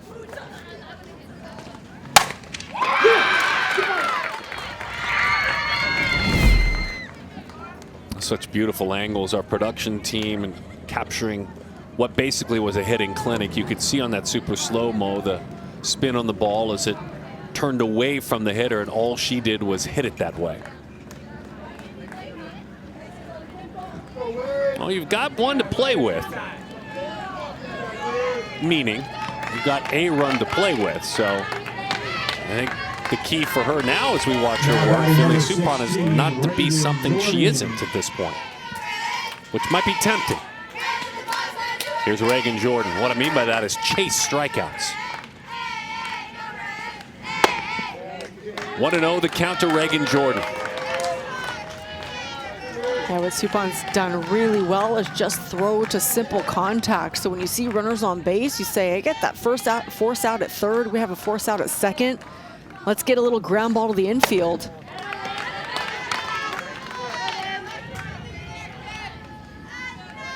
Two 2-0 the count to Jordan. Heather and Mark, her parents. Older sister is Sydney.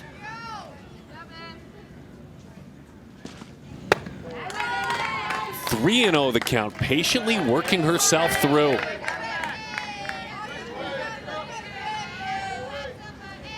Eight combined hits for these two teams. Finley Suppan pounds that softball into her glove while she makes her decision. And she decides to just drop one over the outside corner, 3-1. It's a tricky situation with a hitter like Jordan because in all caps in her scouting report says power. I mean, this kid's got a ton of power. Hit hard out to third, steps on the bag, long throw, dug out at first, a double play! Kayla Carpenter put just enough on the throw, but it was Lily that dug it out. Barrett outstanding. I mean, wow, there is power in this swing. It's just right at Carpenter. Steps on third, and then a quick throw over to first base. Great job, Barrett, for picking that ball up.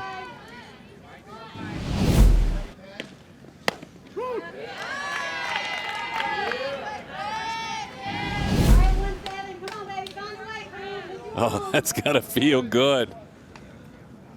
A little smile there from the other side. Kayla again knew that time was of the essence. As that one's rolled up the third baseline. Beautiful slap approach from Crimson Calhoun.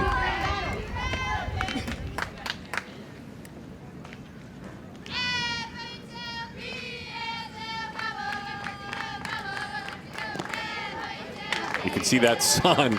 That's what's interesting. Maybe throwing it low and into the dirt was a better play. That's a great shot. Waiting on the softball to come in, because I think if that throws high, meaning cap high or above, Lily may have lost it. Hit on the ground, one step over, backhand, zips it to first, Penelope Yeomans. Oh, they're flexing in the infield.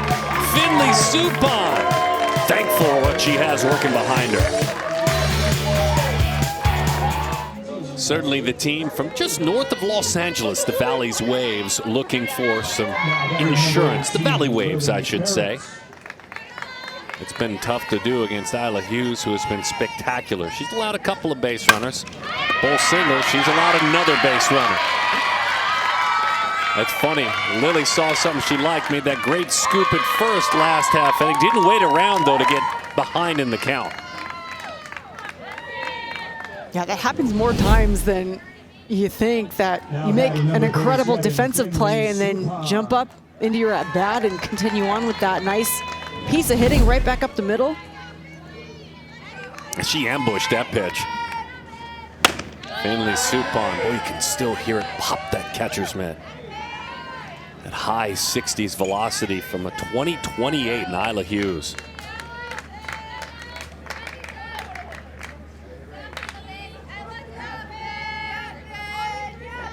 Finley, those hands hovering over the plate. Pops that one up to the right side. It hugs the line, but it's foul. Valley Waves softball program established in 2020. They were kind of pandemic kids, COVID kids that were safely getting to know one another and just playing the sport. And then they stuck together. This is one of the Lewis and Clark teams, if you will, as they get older together.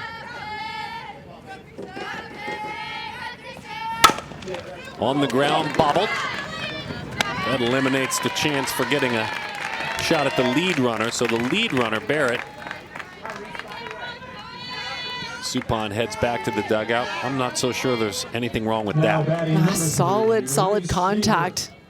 Hard enough to pop out of the glove of Hughes and advance that runner over to second. Both these teams undefeated. Through pool play, through bracket play, both these teams a couple of one-run victories along the way. Otherwise, pretty dominant.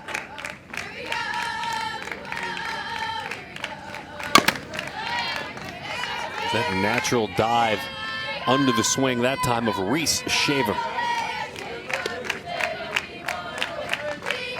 Now these Valley Waves hitters are really attacking that first pitch. You have a feeling they're kind of watching as, you know, this game is going on, and the deeper you go in the count with Hughes, the more she can bring that pitch down in the zone.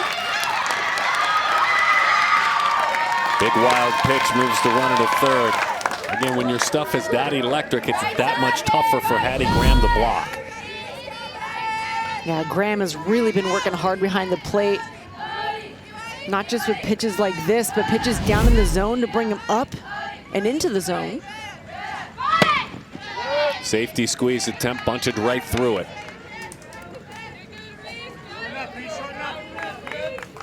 1-2 the count, no doubt here. She hasn't really chased them. They naturally come, Isla Hughes, and that's strikeouts. She's chasing one now.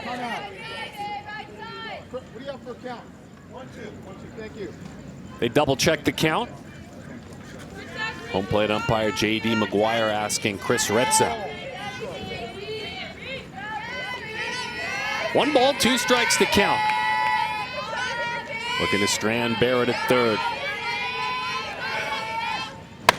Got her. Strikeouts continue to stack up. 1, 2, 3, 4, 5, 6 now. Now batting number 8. Pardue struck out the side in the first as well. Yeah, this is why you want to swing early in the count, get a pitch a little more in the zone. That pitch right there has just been bread and butter for Hughes.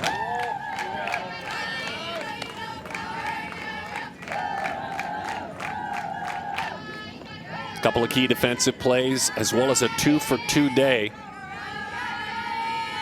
If it weren't for her teammate throwing a shutout, this would be the one getting the MVP conversation surrounding her. Yet her teammate is spinning a shutout in the championship game.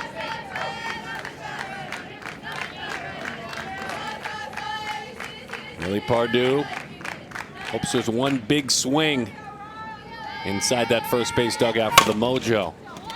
We'll see in just a moment. 3 outs away from a championship for the Valley Waves and the talented Finley Suppan.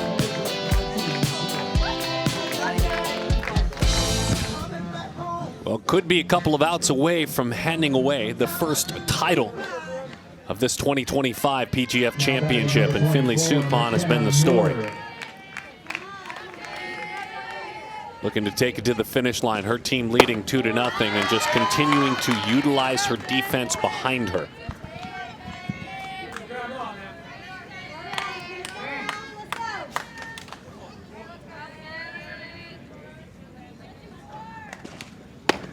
Miller takes high, 2-0 the count. McKenna Miller reached on a fielder's choice, grounded out to short. 9 combined hits. Just 3 for the Mojo. 3-0.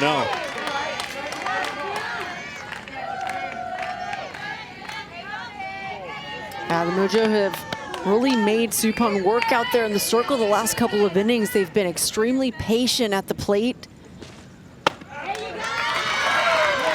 For the 3rd consecutive inning, a leadoff base runner for the Mojo.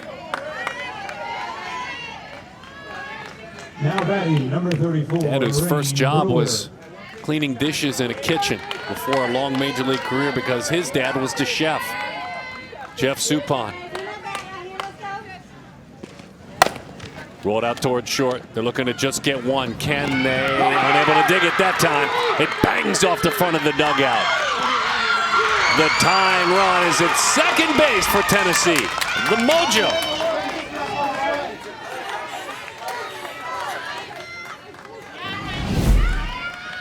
Yeah, in the hole, having to go backhand. Suppan makes a throw across, and this time Barrett just not able to pick it up.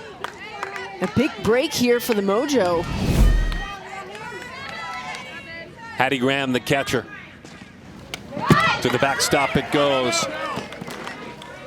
Trying to be safe, not giving out away. That run could have scored quite easily, but it's tough to see, tough to make that decision. I think the key is you have to make it immediately. Yeah, and with nobody out, you really want to make sure you preserve these 2 runners and give your hitters an opportunity also to come through at the plate.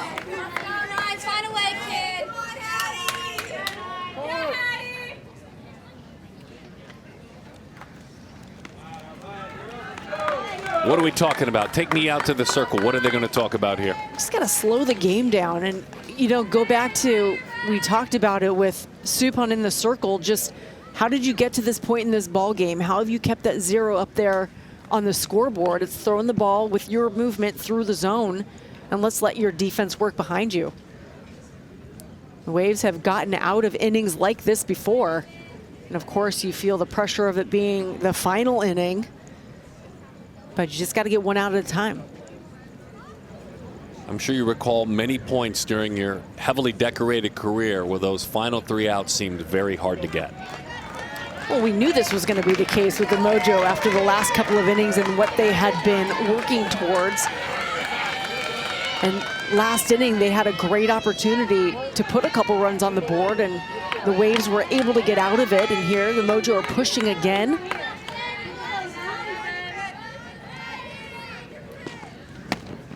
She paints the outside corner, 1-1 the count to Hattie.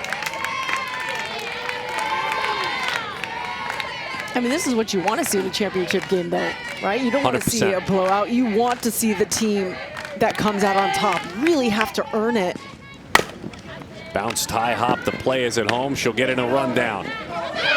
Looking for one out. It's thrown away. But everybody hustles back. Now bases loaded. Nobody out. They're shooting themselves in the foot a little bit now defensively, the Valley Waves. opening the door for the Tennessee Mojo. Yeah, just putting the ball in play, and this should be an easy out. Anytime you get a runner caught in a rundown, it should be an out in 1 or 2 throws, maybe. Carpenter made obviously an accurate throw to the plate, but then she kind of impeded the follow-up throw instead of peeling out of that rundown. Yeah, I think that's where it got a little confusing, is she's up there at the line. You don't want to receive that ball there. You want to receive it out the bag. So there was a little confusion. And that's what caused the overthrow by Goldfield. She was trying to go over the top. So you've got a walk, an error, and a fielder's choice. This is the first runner to reach third in this game. Bases full, nobody out. Bounced out toward the hole, played on a backhand, underhand flip. It's a 2-1 game, 1 out in the inning. Runners on first and second, 1 away. The defense snaps right back into position, but again, contact drives in a run.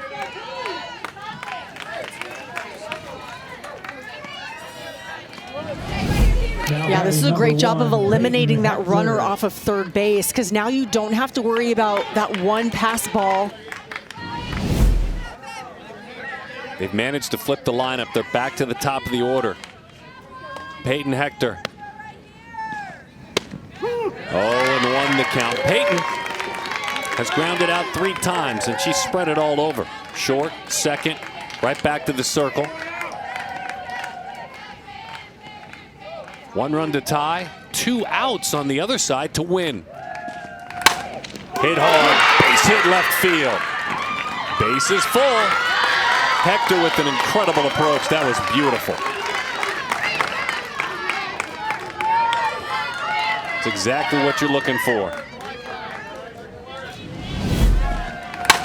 Hector does this so well. She just punches the ball to left field. That pitch is on the outside corner. She just keeps her body over the plate, goes right with it in that 5-6 hole. Natalie Musser reached on a walk, has also grounded out a couple of times. Infield tight, they're looking to knock it down, get it to the plate, get that lead runner. That opens things up for Musser for sure.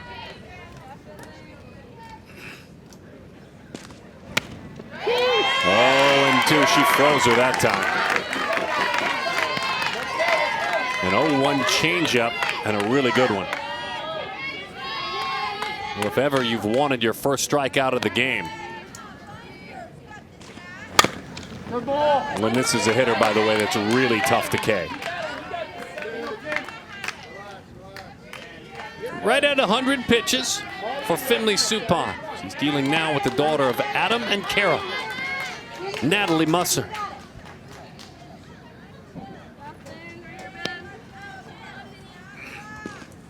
Strike 3, the first of this contest over the outside corner. Oh, baby, she needed that one. Ron, you hear this audibly from the crowd. Such a nice location for the strikeout. It doesn't get much better than that.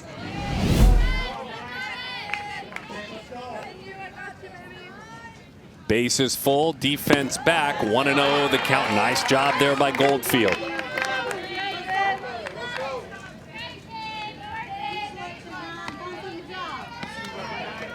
One strikeout. It was looking. 1-1.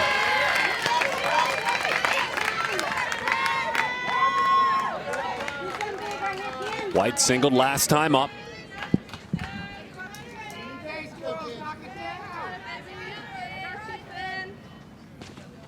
1-1, it's a shot, but it's foul. 1-2 the count.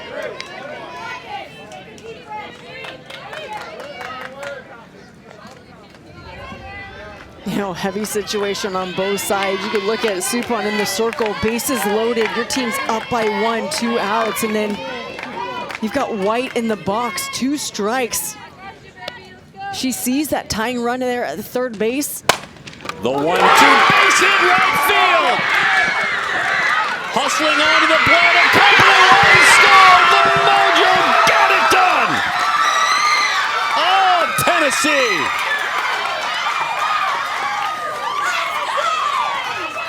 New life in that first base dugout. Kenzie White.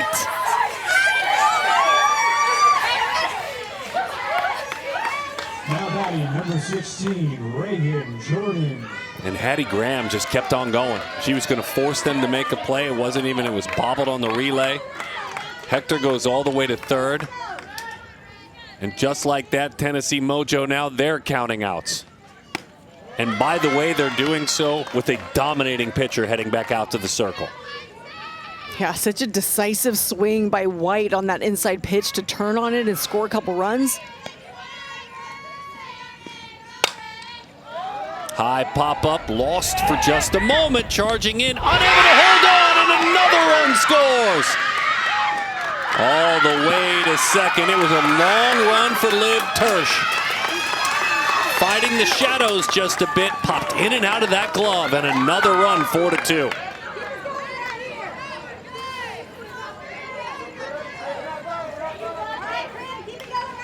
Reagan Jordan rewarded for contact.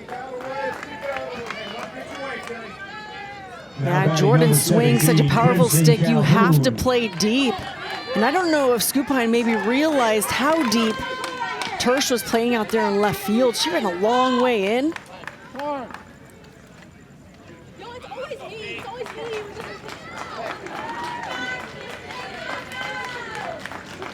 What a valiant effort for the 2028 in this championship game. What a bright future for Finley Suppan. 106 pitches, so many of them so effective, including a big strikeout. Number 5, Presley Waters. Presley Waters will take the responsibility now and go to work, but fun to watch her work, wasn't it? Oh, it was so much fun to watch, and this entire ball game, just the way that she was able to mix her pitches and use her defense behind her. What an incredible performance on such a big stage for a young athlete to come out and do what she did, to give her team really an opportunity to be in this ball game until the very end. And there were times where, and you could put it this way, if you're sitting up here and you're a neutral party, which we are, you can see there were a couple of times that last inning where her defense may have betrayed her. But then you just swallow those words and forget about it because her defense carried her through this game. Right. She wouldn't have been here without her defense. No. Make sense? Absolutely. This game, it's so easy to pick out the little individual pieces, but when you look at the game as a whole, there are so many moving parts that as a whole, I mean, this team has done a tremendous job behind Suppan all the way through the end. And so, you know, you can't focus on those little things at the very end. There's still ball game left. The Waves have 3 outs to put a couple runs on the board. Meet Presley Waters. She will take the softball and hope to wrap this inning up with a couple of outs. She's at Westlake High School. Would love to chase being the pitcher of the year in her league next year on her high school team.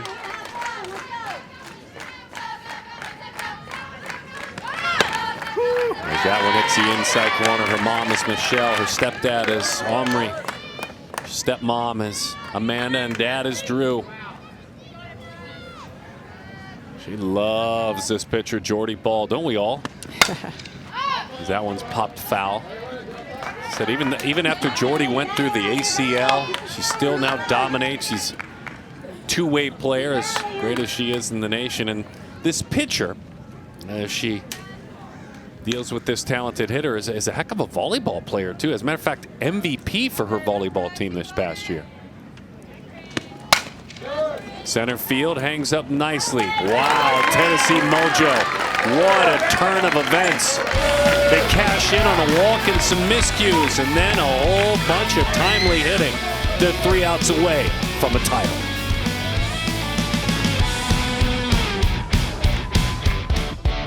And Isla Hughes came into this ball game back in the 2nd inning.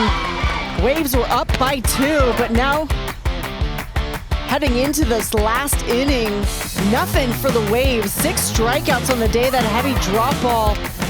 Working it on both sides of the plate, overpowering with her speed, mixing in a little changeup, but Hughes has been untouchable.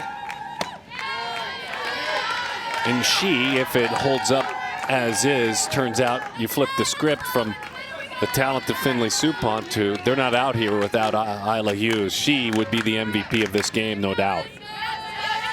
0 after 0 after 0.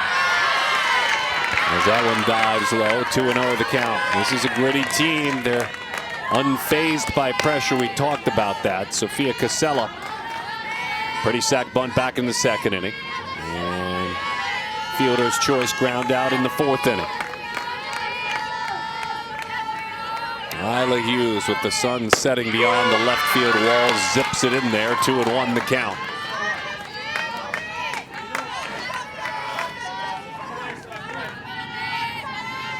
Two dynamic weekends full of championship games. We're thrilled to be here. To the right side, hangs up nicely into the glove of Rain Brewer. It goes one away, 2 outs to a title. A nice piece of contact by Casella coming out of that 9 spot, squaring up on the drop ball. And that'll turn it over to the top of the lineup. Penelope Yeomans has been fun to watch all evening long. A couple of strikeouts, a single and a run scored. She chops that one foul.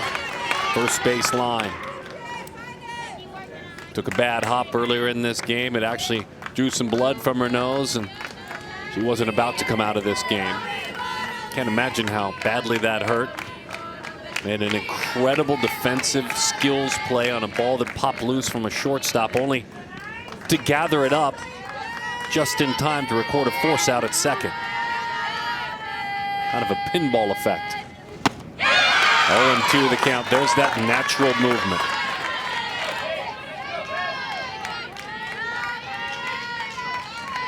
Drop inside almost has a screwball effect as well. You can see Hughes' body's going towards the outside of the plate while the ball kind of slips in the in. Inside corner, that's strike 3. And that's a hitter that doesn't ever strike out. She struck her out 3 times since she came into this game.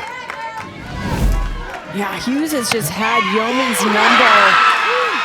And Hughes knows it. She knows how important this out is. Look at the energy after seeing that call strike 3. On the ground, backhanded play. It's a title! And it's going on back to Tennessee, y'all! The Tennessee Mojo win it all! The 16U PGF Platinum Division National Championship!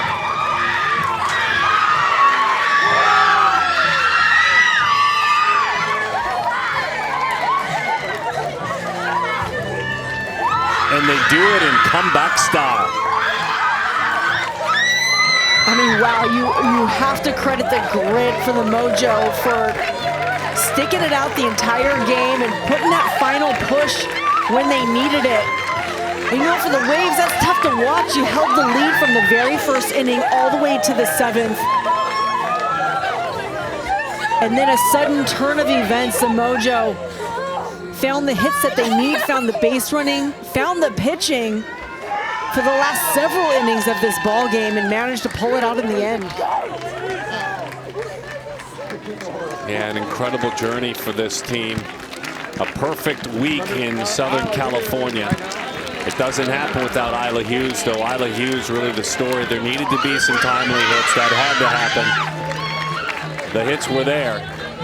But the talented 2028 who gets the call to come on and work into the circle, out of the bullpen, was incredible. We'll see if we can just get, a question each for Isla, and she can go celebrate with her teammates.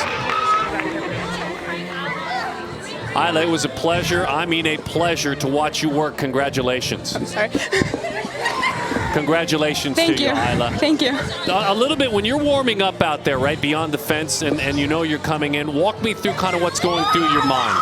I'm just thinking that I have to do whatever I need to do, be ready at all times to just help my team, because I know that I could have to go in at any minute and whatever that means is whatever it means, but I have to just be ready at all times. And you've spent so many games with these athletes, and you knew that they had it in them to come back as long as you just pitched your game and you kept them on track. How confident were you in your game, knowing that it was just a matter of time before your team kicked it in on offense? I mean, I was confident in myself, but there was never a doubt in my mind with my team because I knew that we have the ability to come back in hard situations, and that's just what we did. Isla, bring your teammates in with her. Just holler at them. Tell them to come on in. Come on in. Get in there with you. Get them in there. Get them in there for the love. Hey, now that they're all here, brag on these ladies. Brag on the team. This is the best team I could ask to play for. Everyone has each other's back at all times, and we really learned how to play for each other, and I think that's what really important and brought us here. Hey, by the way, I'm going to let you go with this. Your stuff is disgusting. I mean, it is just, if I was a hitter, I would hate you. Unbelievable. Congratulations. Thank you. Tennessee Mojo winner. What a moment for these athletes. What a comeback, a celebration victory. Incredible Valley Waves program. What a bright future they have. Boy, this is why we come here, getting goosebumps in game one, Amanda. Yeah, this was an incredible game, a wonderful first championship game here at PGF. Did not disappoint, never does, and looking forward to a whole lot more softball. Coming up in about, I don't know, 40 minutes, it's the 18U Platinum National Championship game. Catch it right here on ESPN+. What a way to start things. Oh, baby.